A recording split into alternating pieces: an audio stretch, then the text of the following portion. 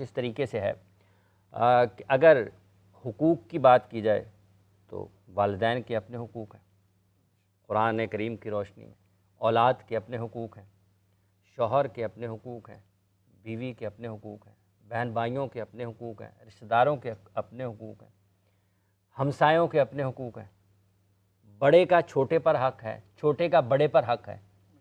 تو اگر ہم اس کو کسی ایک جگہ سے والدین کے حقوق سے ہی آغاز کر لیں تو آپ کو لگتا ہے کہ آج معاشرے میں جتنی بھی جو اولاد ہے وہ والدین کے حقوق کو پورا کر رہی ہے؟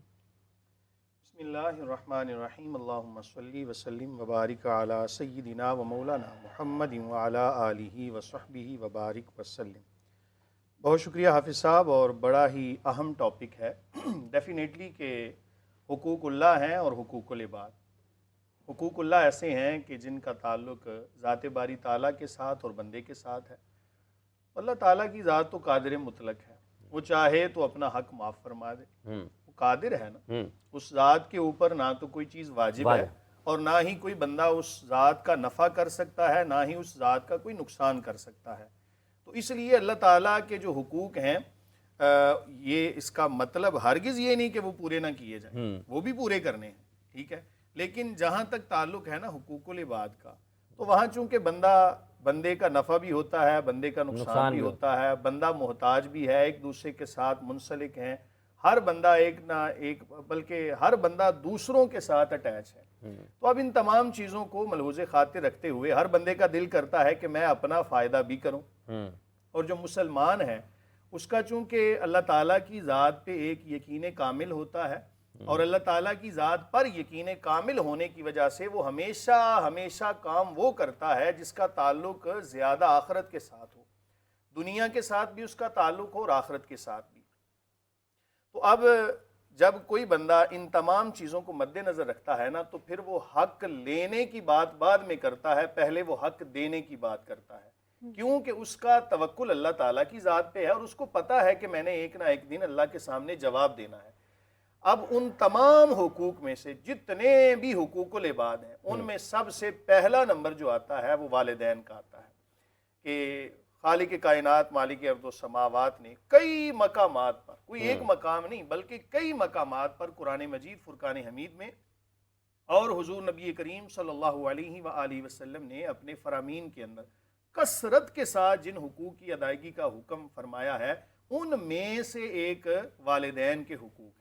قرآن کہتا ہے وَقَضَىٰ رَبُّكَ أَلَّا تَعْبُدُوا إِلَّا إِيَّاهُ وَبِالْوَالِدَيْنِ إِحْسَانًا إِمَّا يَبْلُغَنَّ عِندَكَ الْكِبَرَ أَحَدُهُمَا أَوْ كِلَاهُمَا فَلَا تَقُل لَّهُمَا أُفٍّ وَلَا تَنْهَرْهُمَا وَقُل لَّهُمَا قَوْلًا كَرِيمًا۔ اس سے آگے بھی وہ 2-3 آیات جو ہیں نا وہ اسی سے ریلیٹڈ ہیں، تو میں مفہوم آپ کے سامنے پیش کرتا ہوں۔ خالق کائنات نے فرمایا کہ رب کائنات نے تمہیں تاکیدی حکم دیا ہے۔ ایک ہوتا ہے ویسی حکم، اللہ تعالیٰ کے تمام حکم ہی تاکیدی ہیں، لیکن قضاء کا لفظ، اس کا لفظی معنی ہوتا ہے کسی کو وصیت کرنا، لیکن اللہ تعالیٰ کے لیے جب یہ لفظ بولا جائے تو پھر اس کا معنی ہوتا ہے تاکیدی حکم دینا، کہ خالق کائنات تمہیں تاکیدی حکم دیتا ہے کہ اس ذات کے علاوہ کسی اور کی عبادت جائز ہی نہیں ہے۔ دوسرے نمبر پر اس کے ساتھ ہی فرمایا وَبِالْوَالِدَيْنِ إِحْسَانًا، اپنے والدین کے ساتھ احسان والا معاملہ کرنا، حسن سلوک کرنا۔ اب اس سے پتہ چلتا ہے کہ اللہ تعالیٰ نے اپنی عبادت کے ساتھ ہی جس چیز کا ذکر فرمایا یہ سب سے اہم ہے اور اس کا پورا کرنا بھی لازم ہے۔ اس کے بعد فرمایا کہ اگر ان میں سے کوئی ایک تمہیں مل جائے زندگی کے اندر یا دونوں، تو بڑھاپے کے اندر، خاص طور پہ بڑھاپے کے اندر، فلا تقل لہما اف تک نہیں کہنا۔ اس کا مطلب یہ نہیں کہ صرف اف نہ کہے اور اس سے بڑھ کے جو مرضی کہتا رہے، مطلب یہ ہے کہ جہاں اس حد تک بھی نہیں کہنا، ہاں جی، جہاں بھی ہلکی سی تکلیف بھی پائی جاتی ہے نا، کسی کو ہم اگر اتنا کہہ دیں یار اف، تو یہ جملہ بھی اپنے والدین کے لیے تم نے نہیں کہنا۔ اگر ہم حدیث رسول صلی اللہ علیہ وآلہ وسلم سے جو ہے وہ روشنی لیتے ہیں، یقیناً کریم آقا علیہ الصلوۃ والسلام وہی ارشاد فرماتے ہیں جو اللہ کا حکم ہے۔ تو میں ایک حدیث اگر پیش کروں تو اسی میں تمام چیزیں ہیں۔ فرمایا کہ تمہارے والدین جو ہے نا یہ تمہارے لیے جنت بھی ہیں، تمہارے لیے جہنم بھی۔ یا رسول اللہ صلی اللہ علیہ وسلم، جنت کس طرح، جہنم کس طرح؟ فرمایا کہ اگر تم ان کے ساتھ حسن سلوک کرتے ہو تو یہ تمہارے لیے دنیا کے اندر جنت ہے، اور اگر تم ان کی نافرمانی کرتے ہو تو اس کا مطلب یہ نہیں کہ والدین جہنم میں، مطلب یہ ہے کہ بندہ اگر اپنے والدین کے ساتھ حسن سلوک کرتا ہے تو اس کا یہ حسن سلوک کرنا اس بات کی دلیل ہے کہ اللہ تعالیٰ اس کو جنت عطا فرمائے گا، اور اگر نافرمانی کرتا ہے تو یہ نافرمانی سبب بنے گی اس بندے کے جہنم میں جانے کا۔ تو اس لیے بڑھاپے کے اندر والدین کو بڑی ضرورت ہوتی ہے، اور اگر اس موضوع کو ہی میرا خیال ہے بیان کیا جائے تو یہ بہت زیادہ طویل ہے۔ میں صرف اتنا کہوں گا کہ ایک بچہ جب گھر میں آتا ہے نا حافظ صاحب، تو آ کے تو اپنے موبائل پہ شروع ہو جاتا ہے دیکھنا، والدین دیکھتے رہتے ہیں کہ ہمارا بچہ ہمارے ساتھ کوئی بات کرے، سارا دن انتظار میں رہتے ہیں۔ بچے نے آ کے موبائل کھولا اور کہا اماں جی ابا جی مجھے بڑے کام ہیں، میں بڑا مصروف ہوں، تو والدین کے دل پر جو بیتتی ہے نا اس وقت، یہ وہی جان سکتے ہیں، اور یہ بہت بڑی اذیت ہے۔ اذیت ہے، اس اذیت کے اوپر ہی بات کر رہے ہیں کہ آخر کے حقوق ہیں۔ ساشا صاحب آپ کس طرح سے دیکھتی ہیں اس معاملے کو؟ جیسے ابھی مفتی صاحب نے کہا ہے کہ یہ عمومی رویے ہیں پاکستان میں لوگوں کے، کہ والدین گھر میں ایک یا دونوں اگر تشریف فرما ہیں، موجود ہیں، تو اگر کوئی بھی ان کی بیٹا ہے بیٹی ہے گھر واپس آتے ہیں 7 8 9 10 گھنٹے کے بعد، تو بجائے اس کے کہ والدین کی طرف جائیں وہ اپنے موبائل میں مصروف ہو جاتے ہیں۔ تو یہ بھی ایک بگاڑ تو ہے نا، اور جہاں پر قرآن تعلیمات ہیں وہ مفتی صاحب نے بیان کی ہیں۔ بالکل، میں اس بات پہ مفتی صاحب سے بالکل اگری کروں گی۔ مطلب اس میں کوئی دوسری رائے موجود ہے ہی نہیں ہے۔ وہ بھی میرے خیال سے اب جو لوگ شادی شدہ ہیں ان کے بچے ہیں، جو لوگ غیر شادی شدہ ہیں ان کے ماں باپ ہیں، ہم دیکھتے ہیں کہ میں ایک ورکنگ وومن ہوں، اور میں دیکھتی ہوں کہ میں نے بہت ساری سنگل مدرس دیکھتی ہوں جو بچوں کو، یقین کریں آپ کے ان کے پاس کوئی اور کام ہی نہیں ہوتا۔ اگر آپ ایک ماں بننا بھی ایسا کام ہوتا ہے کہ پھر آپ کے پاس دنیا میں کوئی کام نہیں ہوتا، ٹھیک ہے؟ آپ کی اپنی زندگی منسوخ ہو گئی، آپ کی اپنی زندگی، آپ کی وہ بچے کی زندگی ساری ہو گئی۔ وہ ماں نے اس کو کیسے سنبھالنا ہے، کیسے پالنا ہے، کیسے نہلانا ہے، کیسے کھلانا ہے، اس کا ایک ایک چیز کا خیال رکھنا، ہر چیز کو، ٹھیک ہے؟ وہ سنگل فادر بھی ویسے کرتے ہیں، سنگل فادر بھی کرتے ہیں، اس میں کوئی خالی نہیں ہے۔ میں آپ کو صرف ایک مطلب ایک دیکھی دکھائی مثالیں دے رہی ہوں کہ وہ چیزیں دیکھنا، مطلب کس طرح سے میں نے یہ لوگ ایکسپیرینس کیے ہوئے ہیں جو کر رہی ہوتی ہیں۔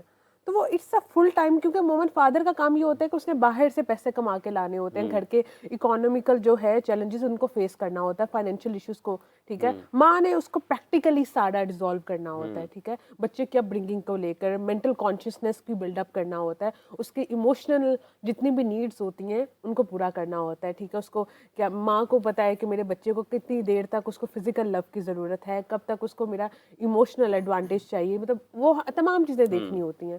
تو اب ہم اس کو اگر تھوڑا سا نفسیاتی پہلو سے دیکھیں تو وہ یہ ہے کہ والدین بالکل وہ ان کی بات جائز ہے، اس سے کوئی دوسری رائے موجود نہیں ہے۔ جب ہم بچوں کے ذہن میں آ کے دیکھیں کہ آخر ان کے دماغ میں ایسا کیا چل رہا ہوتا ہے کہ خالی ہم صرف نافرمانی کا ٹیگ لگا دیں، ٹھیک ہے؟ ہم یہ دیکھیں کہ آخر وہ کس چیز سے کیا چیزیں فیس کر رہے ہیں۔ آپ بھی یہاں سے کام کر کے گئے ہیں، وہ بھی گئے ہیں، میں یہاں سے جاؤں گی، ٹھیک ہے؟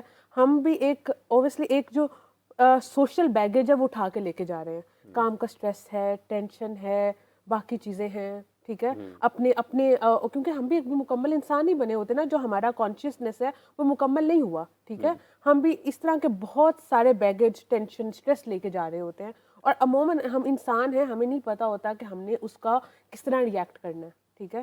کئی دفعہ کہتے ہیں امی نا اچھا نا ماما بس ابھی کھانا کھا لیتے ہیں نا، کیا ہو گیا ابھی رک جائیے وہ، ٹھیک ہے؟ اب اس کی وجہ یہ ہوتا ہے کہ ہم لوگ سیٹلڈ نہیں ہوتے، ان لوگوں نے اپنی زندگیاں گزار دیں، ہمارے نام کر دیں، ہمارے ساتھ ابھی تک کھڑے ہوتے ہیں، یہ جی رہے ہیں ہمارے لیے، ٹھیک ہے؟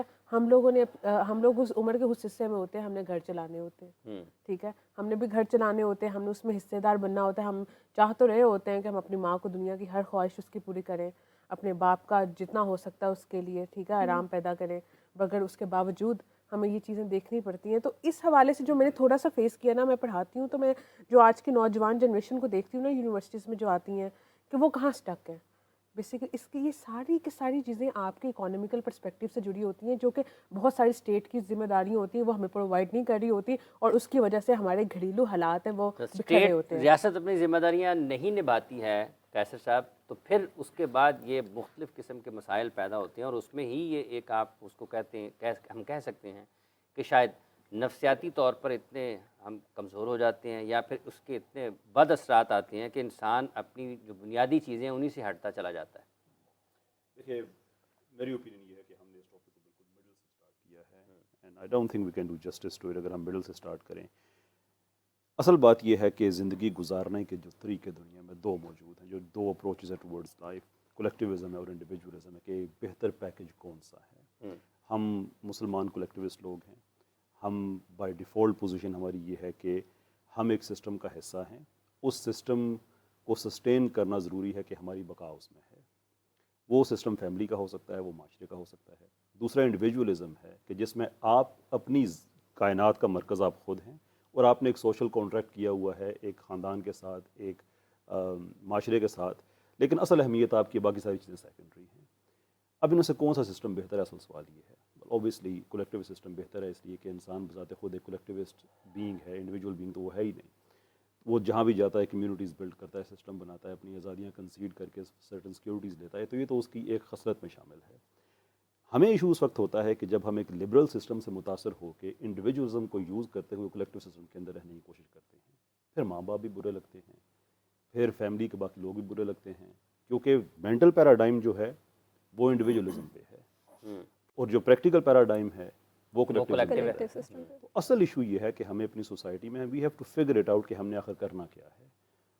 میں بحیثیت مسلمان آپ کہہ سکتے ہیں کہ میں بائس ہو سکتا ہوں ٹورڈز اسلام, لیکن میں ہمیشہ اپنے لیکچرز میں پوڈ کاسٹ میں لوگوں کو دعوت دیتا ہوں کہ آپ آبجیکٹیو انالیسس کریں کہ 3 میجر ہمارے پاس وے آف لائف پائے جاتے ہیں. 2 تو اپروچز ٹورڈز لائف ہیں, میں اس کی بات نہیں کر رہا, وے آف لائف ہی کر رہا ہوں. ایک اسلامک ہے, ایک لبرل ہے, یا آپ یہ کہہ لیں کہ ایک اسلامک ہے اور ایک سیکولر ہے. اور سیکولر کے اندر 2 میجر برانچز ہیں, ایک سوشلسٹ یا مارکسسٹ ہے اور ایک لبرل ہے, کہ ان تینوں میں سے کس نے انسانیت کے بہتر حل پریزنٹ کیے ہیں. مارکسزم میں مثال کے طور پہ ہیومن ایجنسی کی کوئی گنجائش نہیں ہے. مارکسسٹ فیمنزم فیلز فیمنزم اس لیے کہ بیسک پراپرٹی رائٹس نہیں ہیں, اس لیے کہ خاندان کو تباہ کرنے کا مطلب آزادی ہے. And this is very much documented, میں اپنی طرف سے ایسی بات نہیں کر رہا. لبرلزم دنیا میں جہاں پہ بھی گیا ہے اس کا ایک انیویٹیبل کانسیکوینس یہ ہے کہ وہاں پہ آبادیاں ختم ہونا شروع ہو جاتی ہیں. اس لیے کہ جب آپ انڈیویجول ہوتے ہیں, آپ ریشنل ایگوئزم کو پریکٹس کرتے ہیں, جب ریشنلی ایگوئسٹ ہوتے ہیں تو آپ کی رسپانسبلٹی ٹورڈز دا ورلڈ ختم ہو جاتی ہے, آپ سیلف سینٹرڈ ہو جاتے ہیں. پاپولیشن ڈکلائن کا شکار پورا ویسٹ اس وقت ایک کرائسس کا شکار ہے. 15 کروڑ لوگ ان کو چاہیے باہر سے جو صرف یورپ کو سسٹین رکھ سکیں ان کی اکانومی کو. پیچھے رہ جاتا ہے اسلام کا سسٹم. اٹس فیئر انف کہ ہم پچھلی صدی کے آدھے حصے سے زیادہ تک غلام رہے ہیں, تو ہمیں یہ موقع نہیں ملا. اور یہ پاور اور سیکولر کنٹریز جو ہیں وہ سوشلسٹ بھی رہے, وہ لبرل بھی جنہوں نے ہمیں غلام رکھا. سینٹرل ایشیا میں ہم سوشلسٹ ملکوں کے غلام رہے, باقی دنیا میں ہم لبرل ملکوں کے غلام رہے. تو ہمیں یہ موقع نہیں ملا کہ اپنا کیس ہم دنیا کے سامنے پریزنٹ کر سکیں جو آج سے 200-300 سال پہلے ہم نے کیا ہوا تھا. I think in Pakistan's case we need to revive that case, کہ فیوچر اگر ہم نے اپنانا ہے اور فیوچر میں ریلیونٹ رہنا ہے تو وہ مارکسزم میں بھی آپ کو نہیں ملے گا, وہ لبرلزم میں بھی نہیں ملے گا. دیر از اے ریزن کہ لبرلزم اپنے ہی گھر میں بے گھر ہوتا جا رہا ہے. لبرل ڈیموکریسیز 2006 آن ورڈز کولیپس ہوتی جا رہی ہیں. دنیا کا دوسرا جو مارکسزم رہ گیا, سوشل مارکسزم کے جتنے بھی آپ آف شوٹس کہہ لیں, socialism, communism, everything else, دنیا میں کوئی ایک ملک ایسا نہیں ہے جہاں پہ یہ تجربہ کامیاب ہوا ہو. ہر جگہ پہ اکنامک ڈیزاسٹر کر کے ناکام ہو جاتا ہے. پیچھے ایک آپشن رہ جاتا ہے. ایون اگر آپ ایبڈکٹیو ریزننگ کو بھی یوز کریں, لمیٹیو ریزننگ کو بھی یوز کریں, تو پیچھے ایک سسٹم رہ جاتا ہے جو انسانیت کی بقا کو اشور کرتا ہے. I think we need to go back to یہ ہاچ پوچ سسٹم, یہ ختم کرنا چاہیے ہمیں, یہ ختم کرنا چاہیے. جی, کالز کا سلسلہ بھی شروع ہو چکا ہے, تو ایک کال لے لیتے ہیں پہلے. السلام علیکم. السلام علیکم. جی, کون بات کر رہی ہیں؟